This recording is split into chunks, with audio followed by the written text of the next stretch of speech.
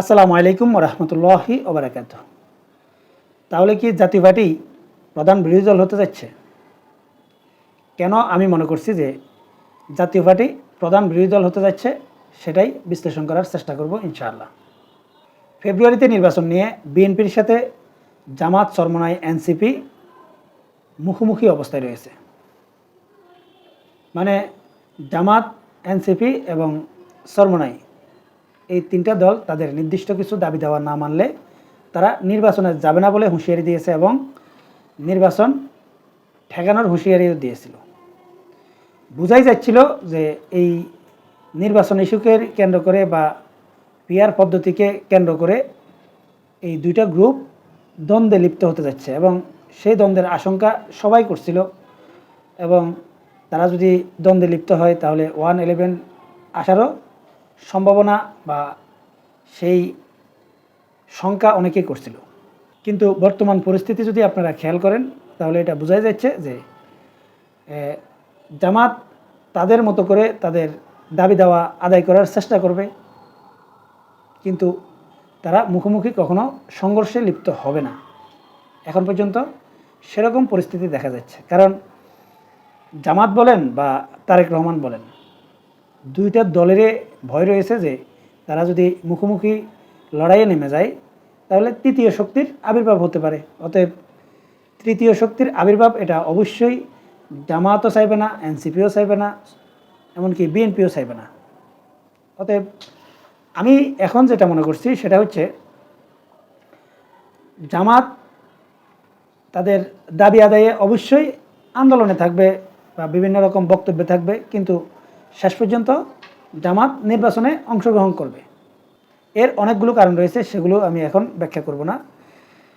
কিন্তু প্রশ্ন হচ্ছে যে জামাত এবং বিএনপি যদি নির্বাচনে অংশগ্রহণ করে শেষ পর্যন্ত, তাহলে আওয়ামী লীগ কী করবে?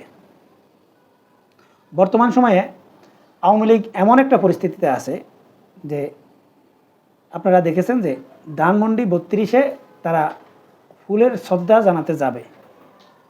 মানে শেখ মুজিবুর রহমানের বাড়িতে বা ভাঙা বাড়িতে তারা ফুলের শ্রদ্ধা জানাবে, সেটাও কিন্তু তাদেরকে করতে দেওয়া হয়নি।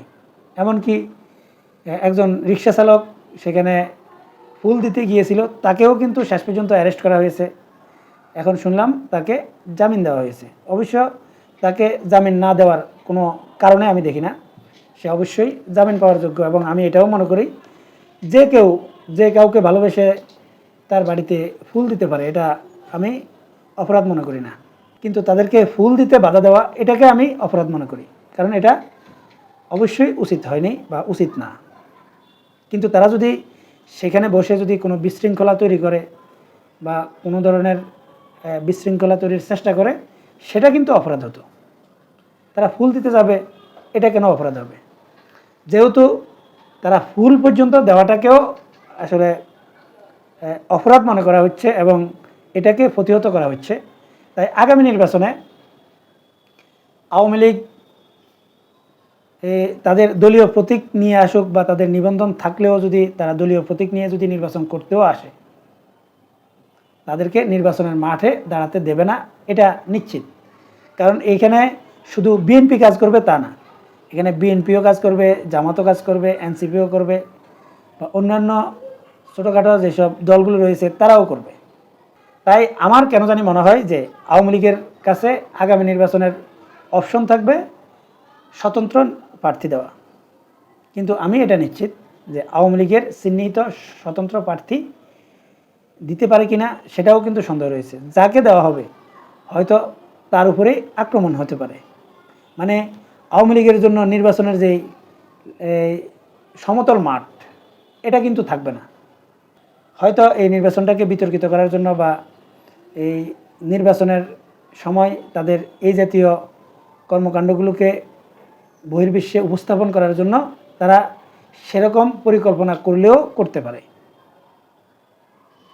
কিন্তু আমার কেন জানি মনে হয় যে আওয়ামী লীগ সম্ভবত শেষ পর্যন্ত জাতীয় পার্টিকে সমর্থন দিতে পারে এবং জাতীয় পার্টির হয়ে আওয়ামী লীগের নেতারা নির্বাচন করার সম্ভাবনা দেখা যাচ্ছে। সেই গুঞ্জন কিন্তু অলরেডি শোনাও যাচ্ছে।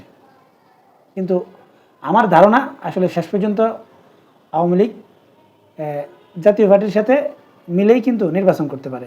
যেমন জিএম কাদের হয়তো জাতীয় পার্টি থেকে বা জাতীয় পার্টির নেতাদের মধ্যে থেকে 50টা আসনে তাদের প্রার্থী দিল, আর বাকি যেই প্রার্থীগুলো দিল এগুলো শেখ হাসিনার পছন্দ মতে, বা বাকি যেই প্রার্থীগুলো দিবে সেটা শেখ হাসিনা যাদের নাম উল্লেখ করে তাদেরকে দিবে, কিন্তু তারা জাতীয় পার্টির হয়ে নির্বাচন করবে। এটা জাতীয় পার্টির জন্য অবশ্যই অনেক লাভজনক। আর এই সুযোগ যদি আওয়ামী লীগ জাতীয় পার্টিকে দেয়, এটা জাতীয় পার্টি অবশ্যই লুফে নেবে, এতে কোনো সন্দেহ নেই। এটার অনেকগুলো কারণ রয়েছে, কারণ জাতীয় পার্টি আবার বাংলাদেশে একটা গুরুত্বপূর্ণ জায়গায়ও চলে যাবে। এখন আওয়ামী লীগ যদি জাতীয় পার্টির প্রতীকে যদি নির্বাচন করে এবং সেভাবে যদি নির্বাচনে আগায়, তখন হয়তো তারা সরাসরি আওয়ামী লীগের সমর্থিত এটা উল্লেখ করবে না, কিন্তু বাংলাদেশে যে সোশ্যাল মিডিয়াগুলো রয়েছে অথবা জাতীয় যে চ্যানেলগুলো রয়েছে এরাই কিন্তু এটাকে প্রচার করে দিবে। মানে যখন আওয়ামী লীগের প্রার্থীরা নমিনেশন পাবে বা এই লোকগুলো আওয়ামী লীগ কিনা এটা যখন বলা শুরু করবে সব দিক থেকে, সোশ্যাল মিডিয়া বলেন বা আমাদের যেই মিডিয়াগুলো রয়েছে এগুলো সমানে যদি এরকম প্রচার করে যে এই জাতীয় পার্টির প্রার্থীরাই হলো আওয়ামী লীগের প্রার্থী, তাহলে অনলাইনের যে প্রচারণা এটা কিন্তু বিনা পরিশ্রমে বিনা টাকায় কিন্তু এটা জাতীয় পার্টির জন্য হয়ে যাবে যে জাতীয় পার্টি মানেই আওয়ামী লীগ। তাহলে আওয়ামী লীগের সমর্থক এবং আওয়ামী লীগের যারা নেতাকর্মীরা রয়েছে যাদের বিরুদ্ধে সুনির্দিষ্ট কোনো মামলা নেই, এই লোকগুলো ওপেনলি এই জাতীয় পার্টির পক্ষে কাজ করতে পারবে এবং তারা সেটাই করবে। আর এটা যদি হয় তাহলে আমার কেন জানি মনে হচ্ছে যে আগামী নির্বাচনটা 3 ভাগে বিভক্ত হয়ে প্রতিদ্বন্দ্বিতা হবে। একটা হচ্ছে বিএনপি এবং বিএনপির সাথে একটা জোট। এছাড়া আমি এখন পর্যন্ত এটা বিশ্বাস করি এবং মনে করি যে এনসিপি শেষ পর্যন্ত বিএনপির সাথে জোট করবে, জামাতের সাথে তাদের জোট হবে না। হয়তো এনসিপির কয়েকজন নেতা আবার জামাতে চলে আসতে পারে, মানে নির্বাচনের আগে এনসিপি ভেঙে যাওয়ার সম্ভাবনা আমি খুব বেশি দেখতেছি। কিছু নেতারা জামাতের সাথে চলে আসবে, কিন্তু এনসিপির যেই মূল নামটা বা এটার প্রতিনিধিত্ব যারা করবে নাহিদ ইসলাম সহ, এটা শেষ পর্যন্ত হয়তো বিএনপির সাথে জোট করার সম্ভাবনা আমি বেশি দেখতেছি। তাই বিএনপি এনসিপি এবি পার্টি সহ একটা জোট হবে, আর জামাত চরমনাইয়ের একটা জোট হবে, এবং জাতীয় পার্টি আর অঘোষিত আওয়ামী লীগ মিলে আগামী নির্বাচন হওয়ার সম্ভাবনা আমি সবচাইতে বেশি দেখতেছি। এখন আপনাদের কাছে প্রশ্ন, যদি এভাবে যদি নির্বাচন হয় বা এই 3টা গ্রুপ যদি মুখোমুখি নির্বাচন হয়, তাহলে ক্ষমতায় কারা যাবে, প্রধান বিরোধী দল কারা হবে এবং 3য় স্থানে কারা থাকবে? আমার দর্শকদের কাছে আমি প্রশ্নটা রাখলাম, কমেন্টসে লিখে জানাবেন। এখনকার মতো এই পর্যন্তই। আল্লাহ হাফেজ।